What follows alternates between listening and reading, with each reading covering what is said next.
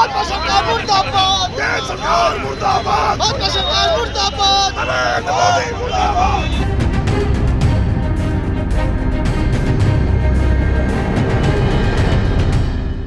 नमस्कार, आप देख रहे हैं न्यूज 31 और मैं हूं आपके साथ किरण। जहां एक और पूरे देश में यूजीसी के नए नियमों को लेकर विरोध प्रदर्शन तेज होते जा रहे हैं, वहीं देहरादून में भी इसका असर साफ तौर पर देखने को मिला है। देहरादून में स्वराज सेवा दल के कार्यकर्ताओं ने यूजीसी के खिलाफ जोरदार प्रदर्शन किया और बीजेपी सरकार का पुतला फूंका। प्रदर्शनकारियों का आरोप है कि सरकार शिक्षा जैसे संवेदनशील क्षेत्र में बिना व्यापक विचार विमर्श के नीतियां लागू कर रही है। इस दौरान स्वराज सेवा दल के अध्यक्ष रमेश जोशी ने सरकार पर गंभीर सवाल खड़े किए।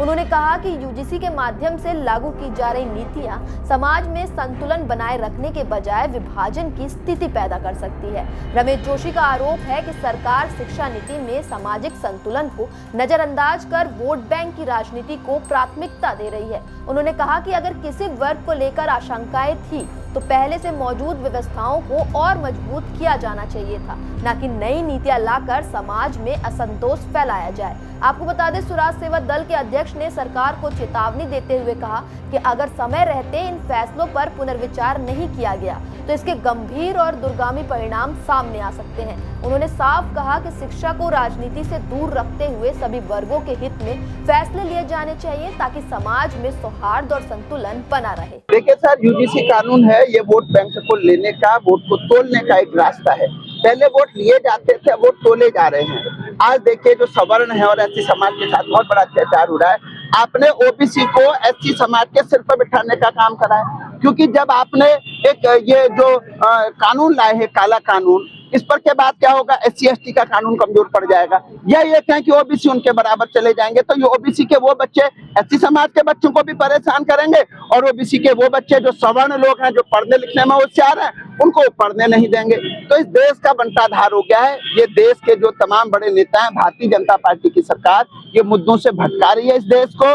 कभी हिंदू मुस्लिम पर लड़ाया और अब जो है उन्होंने देखा कि हिंदू मुस्लिम पर जो है योगी जी ने अपना ग्रिप बना ली है, तो अब ये उसको बांटने के लिए, उस कुर्सी पर स्थायी बने रहने के लिए ये काला कानून लाए हैं, जिसका हम पुरजोर विरोध करते हैं। क्योंकि सवर्ण के बच्चे या एससी समाज के बच्चों के साथ डॉक्टर बाबा साहेब अम्बेडकर जी के द्वारा बनाए हुए कानून पर हमें भरोसा है, जिसको हम बिल्कुल नहीं बदलने देंगे। जोशी जिंदाबाद।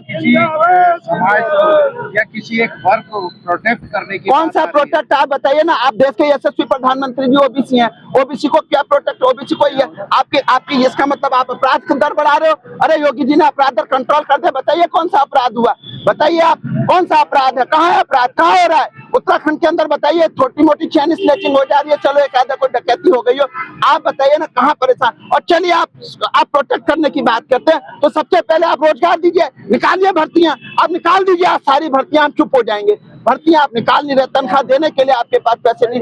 देश लुट गया, देश बिक गया, ट्रंप लगातार हावी होता जा रहा है और आप कह रहे हैं कि इस देश में गृह युद्ध की स्थिति है।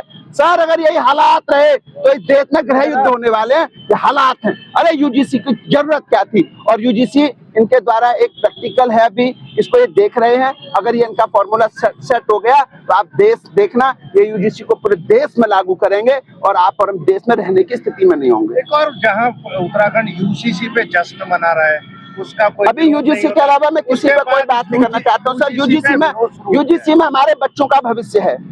राष्ट्र रहना चाहिए, राजनीति नहीं। राष्ट्र रहेगा, देश रहेगा, बच्चे रहेंगे, युवा रहेंगे, तब राजनीति रहेगी। जब हमारे बच्चे नहीं रहेंगे तो क्या करेंगे हम राजनीति का। जब हमारा युवा नहीं रहेगा तो क्या करेंगे हम राजनीति का। सर, राजनीति बाद में, राष्ट्र पहले, बच्चे पहले हैं।